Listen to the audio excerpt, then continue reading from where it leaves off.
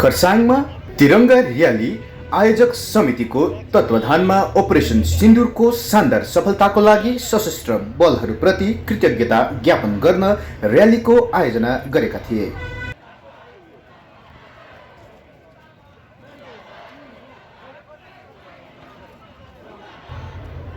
र्यालीमा लोकसभा सांसद श्रीमान राजु बिष्ट मुख्य रूपले उपस्थित हुनुहुन्थ्यो।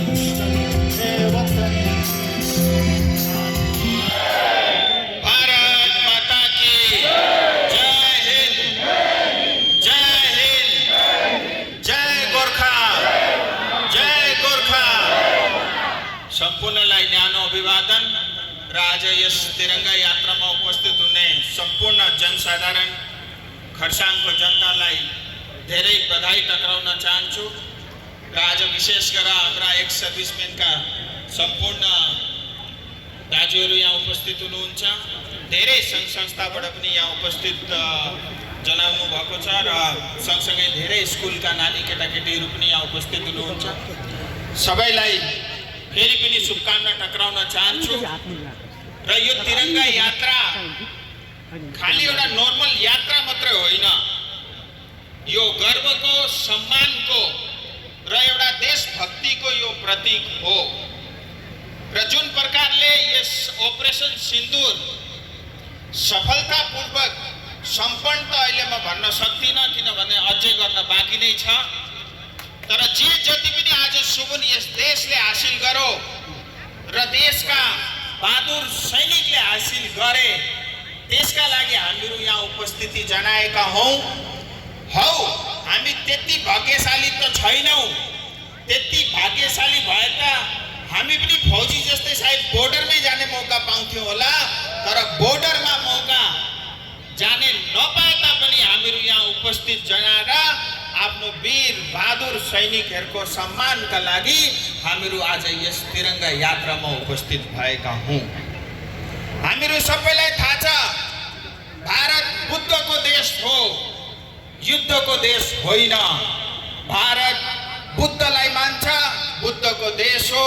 भारत शान्ति पनि चाहन्छ, तर कसैले पनि भारतको अखण्डता, भारतमाथि अन्याय गर्ने अगर कुनै प्रकारको षड्यन्त्र राख्छ भने भारतले त्यसको जवाब दिन पनि जान्दछ र जवाब खाली बोर्डर भित्र सीमित भएर होइन, घर भित्र पसेर पनि मार्न जान्दछ। यो प्रमाण भारतले धेरैचोटि दिइसकेको छ र त्यही अपरेसन सिन्दुरको सफलताका लागि हामीहरू आज यहाँ सरिक भएका हौं र मलाई लाग्छ अब पाकिस्तानले बिर्सेर पनि भारतलाई जिस्काउँदैन होला भन्ने म ठान्छु। जिस्काए भने फेरि बोर्डर पार गरेर भए पनि पाकिस्तानलाई ठोकेरै हामीहरू आउनेछौँ। म फेरि पनि भन्छु हामीहरू शान्ति चाहन्छौँ, तर त्यसको अर्थ कदापि पनि यो होइन हामीहरू चुप लागेर बस्छौँ भनेर। यसपालि अपरेसन सिन्दुरका अन्तर्गत भारतले पाकिस्तान भित्र पसेर धेरै आतंकी अड्डाहरू र वहाँको सैनिकका धेरै अड्डाहरू जुन पाकिस्तानी सैनिकले चाहिँ आतंकवादीलाई समर्थन दिन्छ उहाँहरूको अड्डाहरू ध्वस्त पारेको छ र त्यही वीर पराक्रमी सैनिकको सम्मानका लागि हामीहरू यहाँ उपस्थित भएका हौं।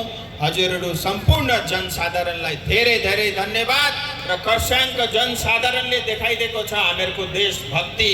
यो देशका लागि हामीहरू मर्न पनि सक्छौँ, आउँदाखेरि अगर आइपर भने यो देशका लागि मर्न पनि सक्छौँ भन्ने एउटा कडा सन्देश खरसाङ र पहाडको जनताले यस यात्रा माध्यमबाट यहाँबाट देशलाई जनाएको छ।